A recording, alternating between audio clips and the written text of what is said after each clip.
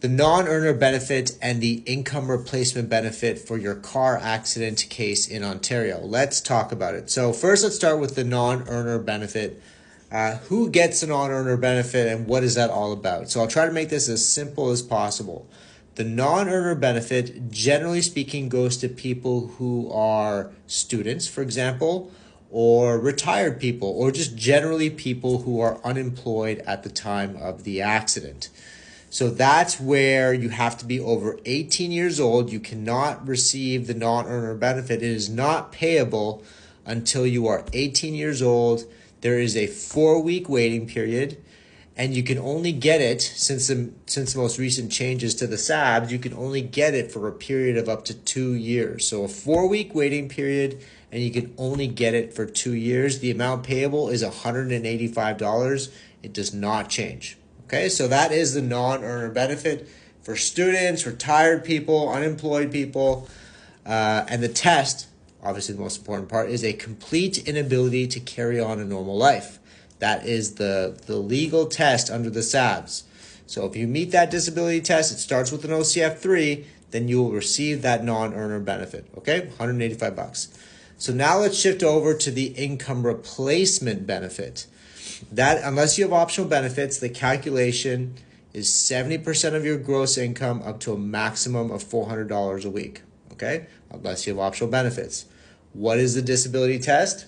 For the first 2 years, there's a 1-week waiting period, and for the first 2 years, it's a substantial inability to perform the essential tasks of your employment. That is the legal test under the SABs. After 2 years, it turns into a complete inability, from a substantial to a complete, so a higher test, a complete inability to perform the essential tasks of any employment. So before 2 years, it was your employment. Then it's any employment after 2 years by way of education, by your education, training, and experience. So that is the major difference between the non-earner benefit and the income replacement benefit. So for the income replacement benefit, 70% of your, unless you have optional benefits, 70% of your gross income up to a maximum of $400 a week. I know it's not a lot of money, but it is more than the non-earner benefit, which is $185 a week. So hopefully that's helpful for you. I tried to make that as simple as possible. It does all start with the OCF3, OCF 1, 2, and 3 if you're looking for the income replacement benefit. And so that will trigger the income replacement benefit. It is not payable until that OCF3 is in, though. So please get that OCF3. What else can I tell you guys?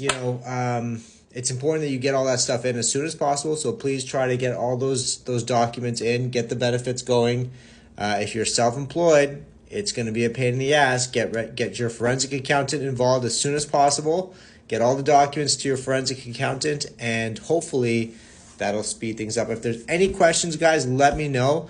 It's a lot better for me to answer questions. It gives me ideas to talk about. So, yeah, please ask me as many questions as you want.